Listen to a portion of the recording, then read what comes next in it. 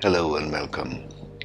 Before we move into the higher aspects of understanding the personality, I wanted to give you a brief overview of this figure that you see here. And I will tag this particular video clip in every one of the other ones so you can follow this. Just keep this principle in mind as you see this picture on the screen. These are the 12 houses of astrology. And the diamond, big one in the center, the diamond figure, is the 4 Kendra foundational houses of every person. And what I have drawn for you here is the north, south, east, west direction of the zodiac, and which is the day half, the yellow shaded part, where the sun moves from east to west. The sun rises here in the east, goes all the way top and sets in the west. This is the way even it plays in your chart. And then after the sun sets, the moon rises and there's the peak of the moon and the moon sets. Okay, so the left half and the right half are divided in astrological chart this way. And what does this mean? This means that this half that you see on the screen, the blue shaded portion, is ruled by the moon. That means it's more of the feminine energies. And from this half, the day half, is the masculine energy, so it's ruled by the sun. This also means the following. I'll just put these two. So the left and right half stand for these, what you see on the screen. The left half stands for feminine. It's internal, it's intuitive, it's left half of your physical body, and it stands for reflection. Everything that we do in the external, we should reflect and crunch it inside of ourselves, right? And the right half is masculine, which is external, what you play out in the external world, ruled by the sun.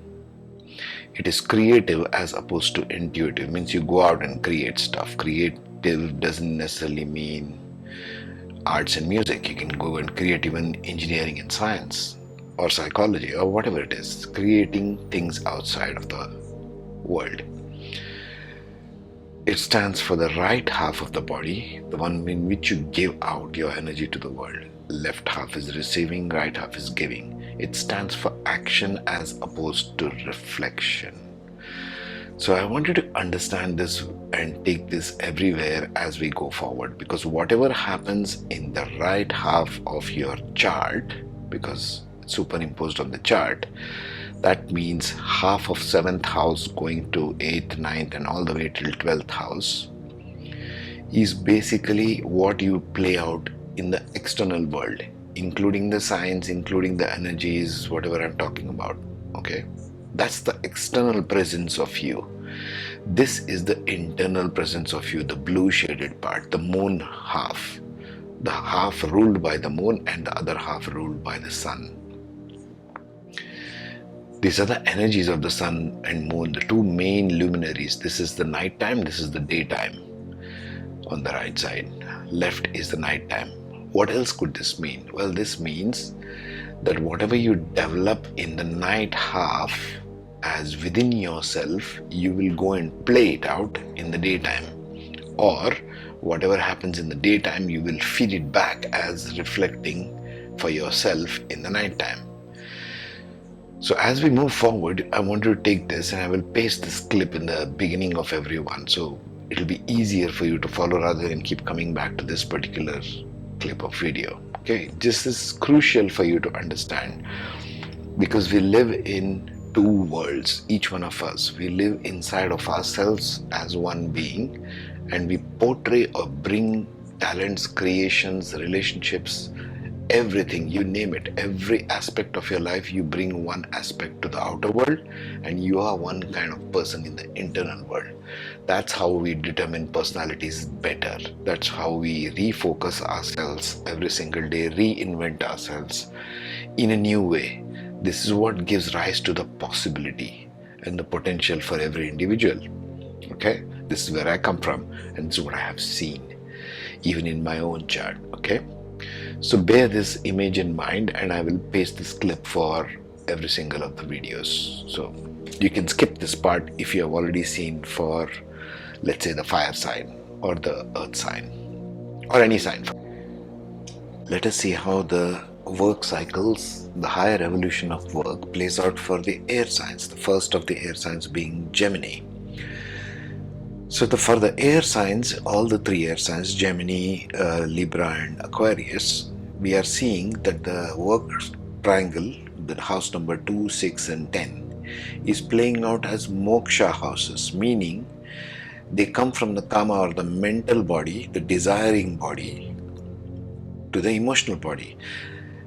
What does this mean? This means that all the air signs have to focus themselves on finding emotional connect with their work. If they do not find or do not make a conscious effort in finding the emotional connect with their work, they will try to stretch it, but they might not be finding the joy or the success in it. Because for the air signs in the mental body, which is the kama, which goes into moksha signs in the work houses, right? So how does this play out for Gemini? Gemini is already focused on discovering skills and communication. They are born with it in the ascendant. So as they move towards second sign, which is the beginning point of work for them, what do? They want to first, they need to ask, for what am I doing this? Their first connect with the heart, the Cancer appears in their second house. So are they doing it for family? Are they doing it for wealth? Are they doing it for their elder siblings? All of these questions will play out for Gemini, because second house is for self, family, wealth, all these things. You can look up the second house aspects. I've put another video somewhere on it. So that particular house, the second house aspects, they need to discover first. They need to ask, for what am I doing this? Which in turn feeds into the house of daily routines and work, which has got Tamas and Moksha, the Scorpio sign, the finding the core desire of why I am doing it. Their core desires will be revealed to them in their daily work and routines. Whatever your daily routines, task and things to do, habits are there in your daily life at work, is what you will bring, and it is the connecting bridge to the 10th house, where you will get the ultimate liberation of ego and what you are trying to find connect with the rest of the world, because this is the day half. You are trying to find connection in workplace. But this is the bridge. The Scorpio becomes the bridge for them. Whatever you do as daily work feeds onto whatever you're doing in workplace. Because guess what workplace is? It's daily work, right? It's one of your big chunks of your work in the world is your daily routines for everybody who is working in any field. And once that is fed properly from here, once you know the core desire, you can get that liberation from ego in the 10th house. You can also read this as you need to let go of the egotistical attitude in order to feed back to connecting with your heart, because this is a closed loop. It is a self-feeding loop for every ascendant. So that's for Gemini ascendants. Let's look at the next one, Libra. In Libra, you need to find the core desire first. You need to find, what are you doing this for? What is the core essence of your desire? The for what? The for what may be in terms, because it's appearing in the second house, you might be doing it for your family. You might be doing it for your children. You might be doing it for your birth family, your parents, your whoever it is. Why? Because it's appearing in the second house. Once you discover whatever it is, that core desire, for what am I doing all of this, it feeds onto the 6th house, which is the Pisces energy. Next, Moksha house. So it will feed into your emotional body, where you need to work from a selfless place. This is the higher work evolution for the Libra ascendant. They need to lose their ego and work for the greater collective in their daily routines. Once they do this, take care of the bridge point, it will feed very well and nicely into the 10th house, where they bring it to the external world, the day half of your chart, and they will connect their work with their heart. because it's all a emotional body triangle in the workplace for the air signs, air sign ascendants. Okay, that's for the Libra one. The last of the one, Aquarius, the still air, they have already a sense of seeking gains and connections in the ascendant. So how does the work life play out for the Aquarius?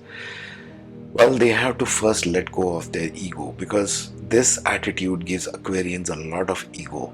Their second house, their work house, the beginning point is answering the question, why me? Embracing the liberation from ego, which means you need to let go of your ego with yourself. You need to let go of your attachment with the wealth that you so crave.